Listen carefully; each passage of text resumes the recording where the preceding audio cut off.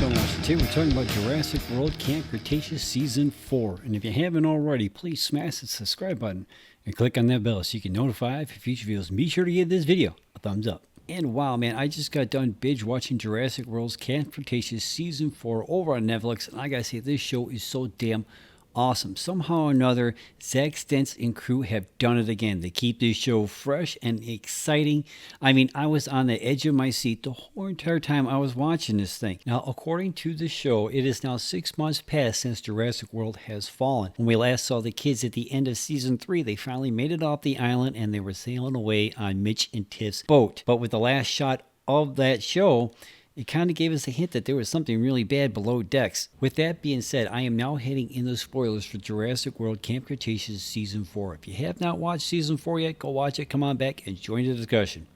There's your warning. Anyway, I have to say, at the beginning of this season, when we finally came back and the kids were on the boat and we finally got to see what was below decks, I was a little disappointed, just a little bit, on what we found out exactly what was below decks. I mean, it was just a compy, just a small little like chicken size like dinosaur. I thought, like, really? That's it? But at the same time, I'm going, you know what? That kind of makes a lot of sense. I mean, because if it would have been a raptor or something like that, they would have been all dead.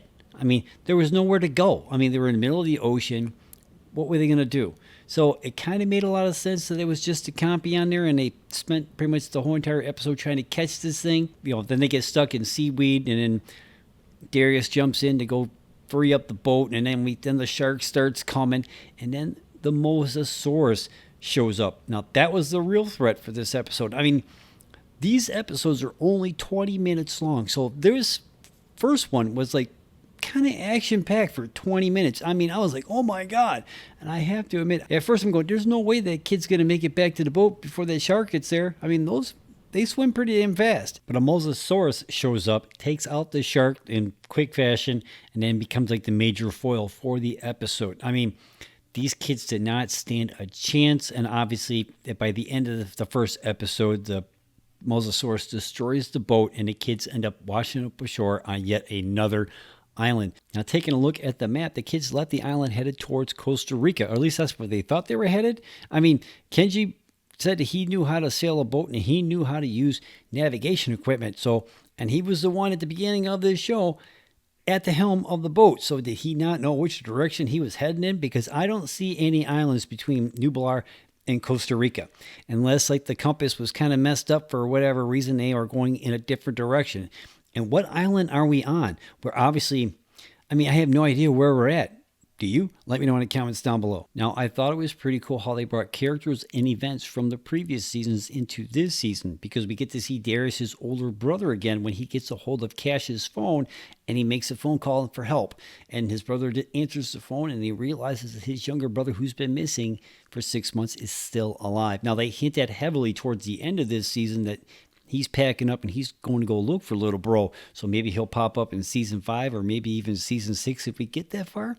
Maybe. And then another thing from like the first season, when Sammy gets a sample from that Sinoceratops, it catches up with her in this season because they take that DNA and they make hybrids of 2 more dinosaurs and they mix it up with the Spinosaurus. So I thought that was kind of interesting. Maybe wonder how that's going to turn out when they get bigger, right? And we get introduced to 3 new characters this season. Dr. Mae Turner, played by Kirby Howell-Baptiste, Kash D. Langford, played by Haley Joe Osment, Daniel Kahn, Kenji's father, and the president of Medicorp, played by Andrew Kishinow. Now, I did think that the character Dr. Mae Turner was quite interesting. Now, her character could have gone either way when we first met her. She could have been like the evil scientist, you know, or she could have been like the character we end up getting.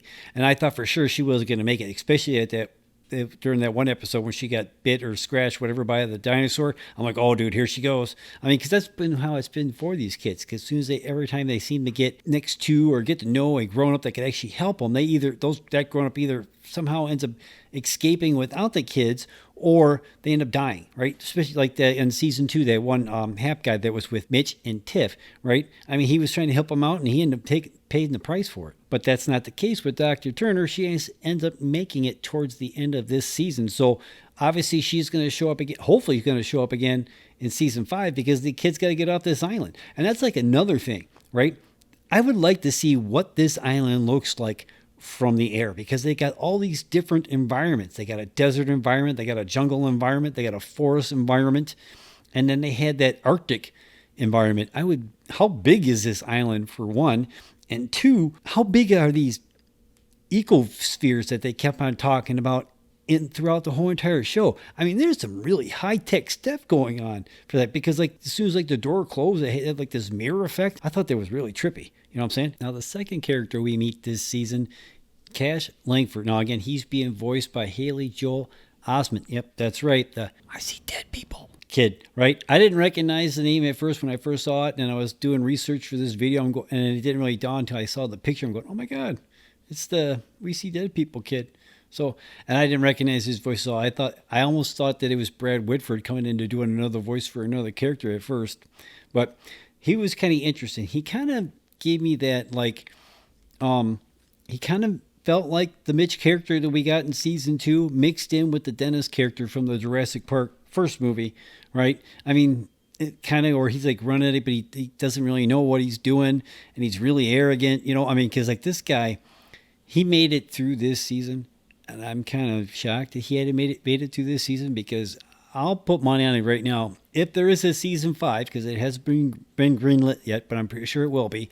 But if there is, this guy's not making it out of season 5. He's going down. I mean, he's just way too arrogant with these robots that he's got going on here that's keeping the dinosaurs at bay. He's just too cocky. I mean, that usually in these types of movies is not a good combination. You know what I'm saying? Now, we really only got to know 2 out of the 3 new characters that we got in this season, because the third character, being Daniel Kahn, that would be Kenji's dad, didn't actually show up until the last episode, over the last 5 minutes of that episode. I mean, we've been kind of hearing about this guy all throughout the whole entire series. Just like tidbits here and there about how he's not really that great of a dad and what have you, at least according to Kenji and everything. And they even visit his apartment in season 3, episode 3. They'd like to get some sleep and everything else, and that kind of backfired when the dinosaurs actually went up inside the building. That was kind of messed up.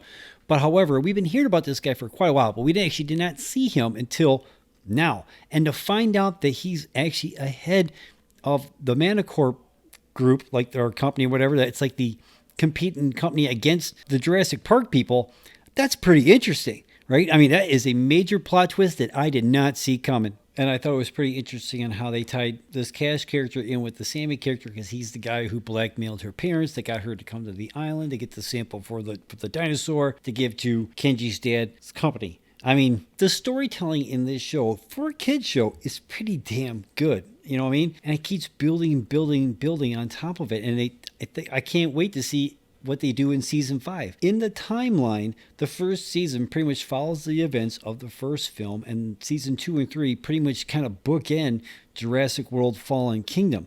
And this one here, season 4, takes place 6 months after the events of like the Fallen Kingdom in the first movie, right? So I'm kind of wondering, are we going to get a season 5 before we see Jurassic World Dominion? Because that doesn't drop until June, like June or July of next year.